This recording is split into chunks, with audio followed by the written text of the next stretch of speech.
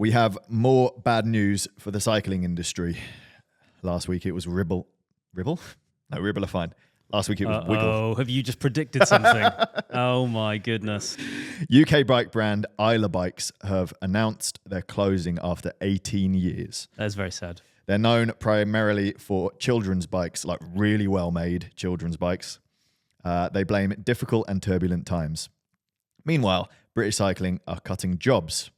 According to a leaked document seen by Cycling Weekly, British Cycling says it's due to lower than forecasted sponsorship. They've also seen a 7% drop in membership. It comes after British Cycling signed a controversial 8-year sponsorship deal with oil giant Shell, but they're still missing a headline sponsor. Why is it that so many of us hate British cycling? Because they don't do very much for the grassroots racing that we see. Do they do anything for anyone? Even, track cycling. Because they fund the Team GB development stuff? Or just Team GB in general? Yeah, well, they used to have like the Road Academy and stuff like that as well, where it was young riders getting into road racing. And that's what I would see firsthand. Like, British Cycling they're supporting the riders. That's gone. Can we explain for people who are listening from outside the UK what function British Cycling serves? Like, as a regular cyclist, how would you interact with them?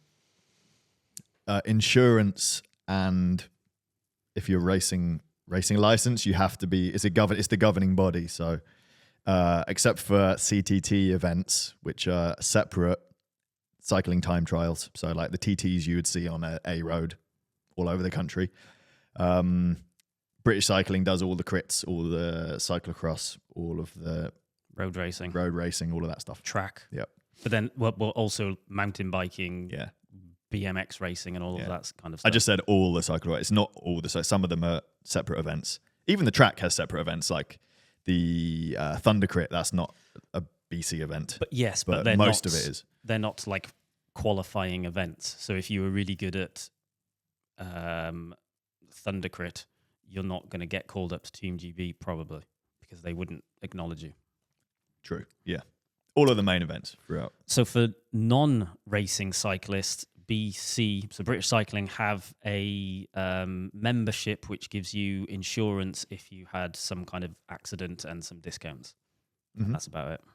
Why do you think that their membership has dropped? Is it less people racing, or is it that there's more insurance companies around? So that's a definite strong point. So there was a handful of cases in the last 10, 15 years where cyclists have ended up being prosecuted and losing a lot of money because they didn't have insurance to cover their public liability. I think a lot of bike insurance companies now offer that. So, for example, is it Lacquer, is it pronounced that? And Pedal Cover and Pedal this and Bike that insurance people. A lot of them will have public liability as part of their policies now, so you don't need a British Cycling membership. I don't have a British Cycling membership because I just hate British Cycling for some reason. Why do you hate them so much, Jimmy? I think the reason I started to hate them was when I started getting into racing, and you pay X amount to enter a race, and then you inevitably have to pay a little bit extra to join the race series.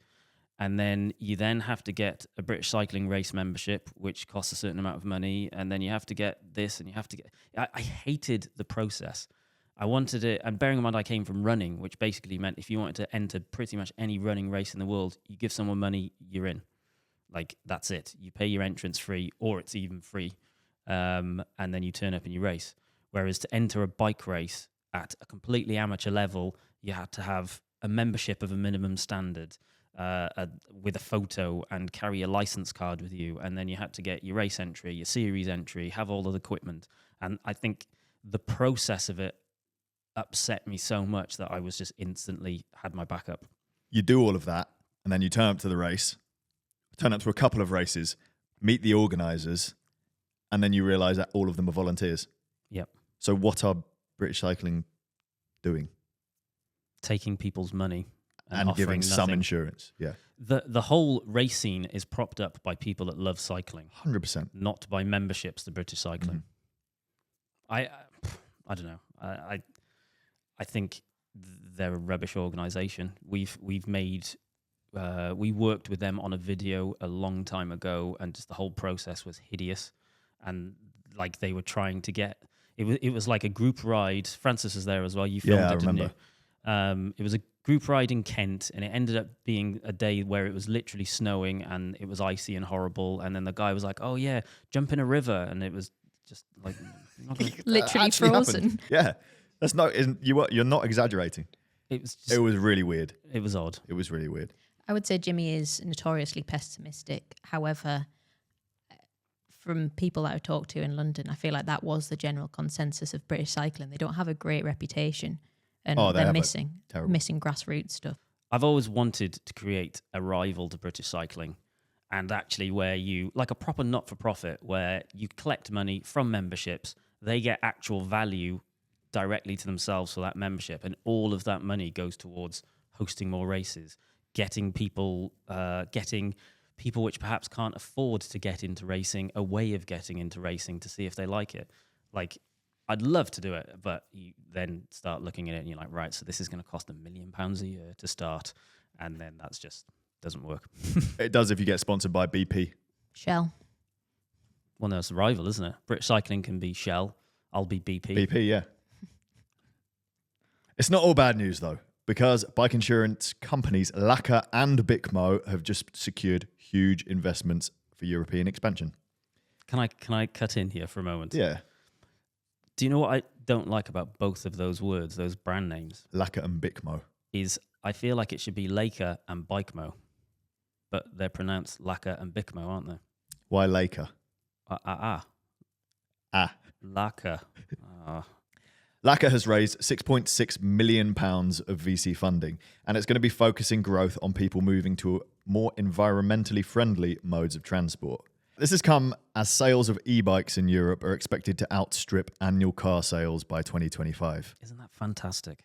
That's bonkers. I'm assuming that's not really representative of the UK. Sadly, not yet. Ever, probably. But e-bikes are big things in Italy, Spain. Like people, there's a lot more e-bike riders out there. Whereas it's catching on here slowly. And hopefully in 5 years' time, it's going to be even better. UK-based insurers Bicmo have just raised £3.4 million to expand into Europe. They say 40% of their new policyholders insure e-bikes. So it's interesting that both of them have raised a very significant amount of money at a point where the industry is crumbling.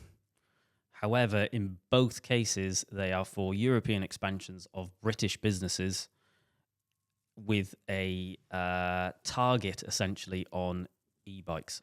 So I think Laka have, as part of their VC round, have also bought a European-based e-bike insurance company as part of their growth.